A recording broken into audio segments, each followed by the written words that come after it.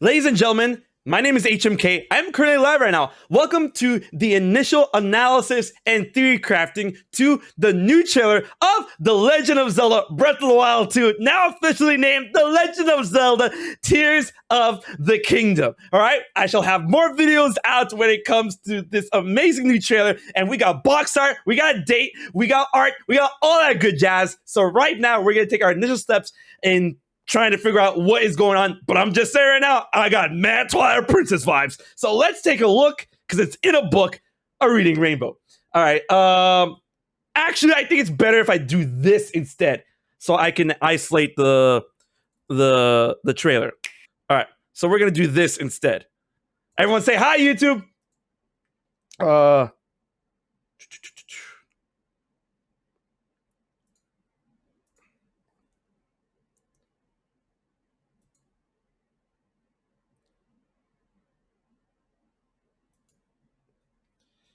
Boy.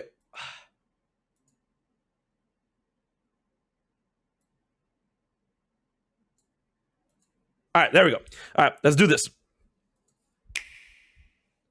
Okay, so first off, like, this looks very heathen godlike. Like, I got mad vibes that they're like, what is this trying to portray? Is that people were like possibly like worshiping a certain god that wasn't Hylia, and that, you know, this god could be very bad for the people of Hyrule and whatnot. But now going back, when I say Twilight Princess vibes, now is it just me, or does the ridges that are around here kind of remind you of the Fused Shadow? All right, the Fused Shadow and other aspects of, you know, Twilight culture, whatever. Like the eyes themselves, and down here, these ridges kind of remind me of the Fused Shadow. All right, I'm just saying. Okay, so this might go in line, because a lot of people has been. Here's the thing: a lot of people have been asking for a Zelda game that looks into the backstory of certain wars and crimes that the royal family has committed throughout the years, right? So with a name like Tears of the Kingdom, I'm just saying, maybe, possibly, it would talk about how, you know, the interlopers got royally screwed over by the royal family and the gods themselves. The gods who dispatch the light spirits, right? So I'm getting mad vibes from this, you know, teardrops and everything. But at the same time, you know, this could be another, like, other than Twilight flavors, I'm getting this. I'm also getting Sheikah flavors because of the eyes. The eyes look like, definitely like Sheikah-like eyes. So it could also go in line with the theory that the Sheikah and the Twilight were actually one and the same at one point. But then the Twilight, the reason why they're like, oh, dark shadow magic, is because there were a Sheikah that broke off and, you know, became interlopers, and then like the goddesses were like, no, you. But then it could be possible that survivors of that purge went on to become Yiga members. But we'll have to wait and see. All right.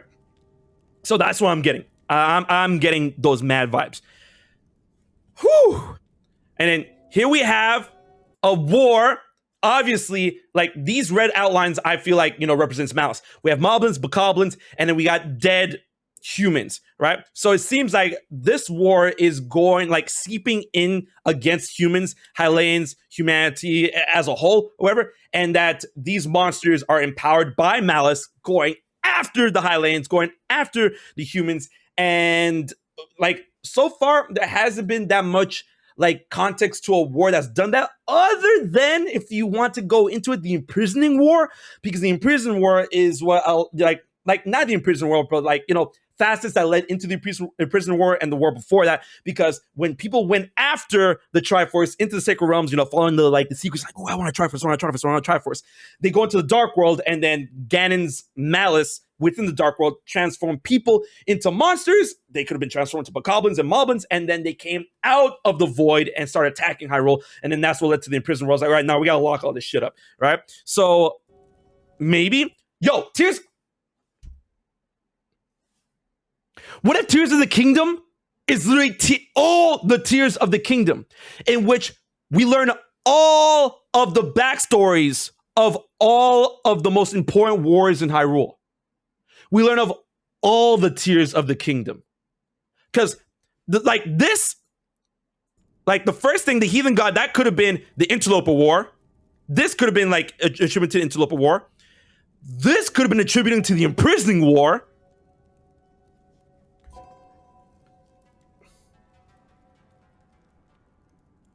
All right. So here we have like some glyphs. There is no way I can translate this, but this is like seems to be like a goddess that is definitely not Hylia. I want to assume because the Twilight did observe and praise their own line of gods, right? They did have their own deities within the Twilight realm, and possibly even before that when they're known as the Interlopers, and that this god may have granted them the ability to have that strong amount of dark magic that allowed them to, like, you know, secure the sacred realm. But, and then that could honestly be the reason why the Golden Goddesses were like, nah, because like that could easily explain why the Interlopers were like, because they were praising another god that wasn't the Golden Goddesses. And they're like, no, the sacred realm is only for those that praise us. And since you got to the sacred realm without praising us, that's a no-no. Bye, burn, right?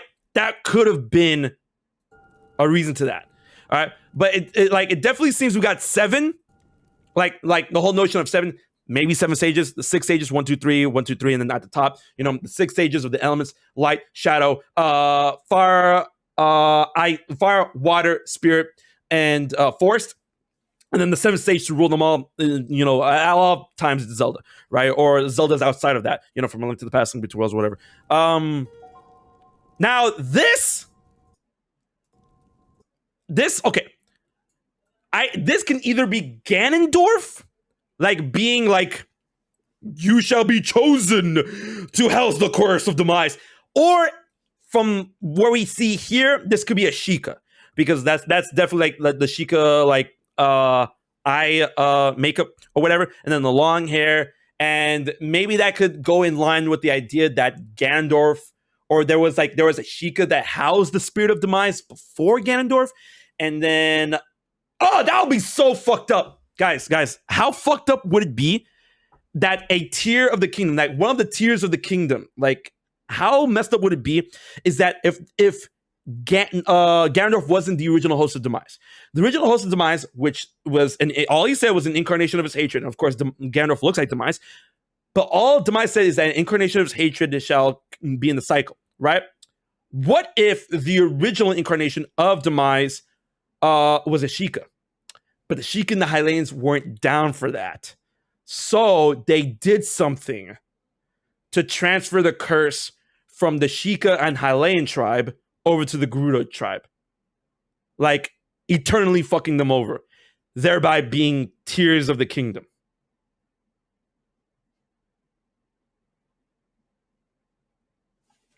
Okay. And then, like, okay, you can notice here at the bottom, guys, you can notice here at the bottom right here, you see it? That's malice. That's one of the representations of malice. That's malice at the bottom right there. All right. All right. Okay, see, more glyphs, and they're doing something. See, this is another Sheikah. This is a Sheikah. They're doing something. And I feel that could be them as like, okay, guys, all right, guys, we can't have the curse of demise like on one of our own. Let's transfer it. All right, and they do something. They're all right, here we go. And then okay. And then this is the door. Listen, I've been playing a lot of Elden Ring. I'm getting Elden Ring vibes from opening the door, you know, when you get into the new area and you go up that big ass elevator. But it looks like, you know, I'm getting mad Ouroboros vibes. Not Ouroboros from Xenoblade Chronicles 3, the concept of Ouroboros, you know, eternity itself, the snake eating its tail or whatever. I'm getting mad Ouroboros vibes from this. And then that's definitely a Sheikah looking shield on his back. And then thank you, Nintendo, for leaving Link's hood off and leaving it as a cape as part of, you know, his new swag. All right. Oh, yo, HMK! Yo, Glitch, what's good? All right. We're currently in the analysis that's going to go up on YouTube. All right. So here we have Link's new arm. And then it seems that this may be like a type of battery system that's holding in vials of the new green energy. It could be energy that's attributed to Faecarly. It could be Twilight energy that he's like, you know, what do you call it? Storing in place. It's something, right? It seems that he needs that. I'm guessing he needs that to power the arm. Like the arm itself, like has a limit, and then like this, like gaining the vials like this, ether cylinders, right? That's what powers the arm. That's a big thing. And then once again, the motif of that stuff goes in line with Twilight motif. I'm just saying, guys, it might be time. All right. And then look at this huge landscape above the clouds. Over there in the distance, that's more likely a temple. Like, we're probably going to get temples back, and like opening up these doors into new realms, that might be going into a new, I want to say a temple challenge area. So you open this door and you go and see all these islands, and then all these islands are in place, and then you have to get from island to island, do all those tasks, and then by doing all those tasks, you're able to open up the dungeon in the distance. All right, that's what I'm thinking. Yo, my mind is on haywire right now. All right, and this music, by the way, oh my god, this music. All right, Link can actually dive in. This is the diving animation that he does when diving into the water from Breath of the Wild 1, right? But then he can now free fall like our boy Sora. And then it seems like, you know, there's like some sort of like floating inhibitor, something that keeps the islands up in the air or whatever. And this, you're gonna have to find these in order to get back to the sky. Now, here is something that goes in line with my time manipulation, time travel theories and whatnot. This is obviously the ability that Link uses from the second trailer to reverse time. So that means in order to get back up into the air, you have to reverse time of a piece of land that fell. You have to find and locate these pieces of land. I'm like, okay, this thing fell. But if I were to turn back time, I'll go up in the air. So that's how you get back up into the islands. Oh, whoa. Cloudy? Okay, that's probably how you unlock new areas, because like, what keeps you from going to certain islands? That. So you're gonna have to do something in order to clear up the clouds. What is that? Wait, what was that? Is that a dragon? Is that a dinosaur? Is that a pterodactyl? Is that a prehistoric something? What is that? That ain't a bird. That is very lizard-like. That is not a bird. And that's not a keese either. Is that a dragon? That's not a keese. That is not a keese. All right. And then once again, climbing up. And yo, you have single-handed axes. That's cool. Chopping down trees, harvesting, farming. Oh, that free fall. Okay. So now we got malice everywhere, and now we can see the islands in the sky. We got malice everywhere, and it's looking like, because we have malice coming out of Death Mountain. I'm thinking Ganondorf, like I said previously, Ganondorf's like, okay, I'm awake. Divine Beast, brr. He probably either blew up the Divine Beast or started using Divine Beast as a conduit to like pour malice out of. So I'm pretty sure the reason why there's malice coming out of Death Mountain is because there's malice coming out of Varadunia. Lord. All right. That is a big island in the... Yo, look at that. Yo, Skyloft? No, it's not Skyloft, but that is a big island in the background over there. Oh, my Lord. That's chunky monkey. Look at all these islands. All right, let's see if we can see any mouse coming out from the top of Mount Lanaru. All right, so... Woo! You guys see those glyphs? Yeah, guys, come on. That's straight up like Twilight glyphs right there. That is straight up Twilight glyphs. And it looks a lot like Zonai stuff. It looks a lot like Zonai stuff. Like, but flying on this bird, that is looking neat. And then here we go. That's the concept of Ouroboros right now. Two snake-like... Oh man, no, guys, that's Zonai stuff. Look at that. No, that's the Zonai dragon eye. No, this is Zonai. This is Zonai stuff. No, guys, nah. Swirls, green swirls. Oh, guys, that's Zonai stuff. That's nah. Those are the Zonai dragon heads in the Zonai ruins over in Finland region. Nah, this is Zonai stuff. Oh my Lord. And then coming into place, the whole Ouroboros, like the whole tale of infinity. And yo, the Master Sword with the green, that's looking pretty spicy. That's looking really nice. And I'm getting Twilight vibes. But The Legend of Zelda, Tears of the Kingdom, I absolutely adore that name. but this is a lot what we have to go off of right now. But there's like the sky is the limit.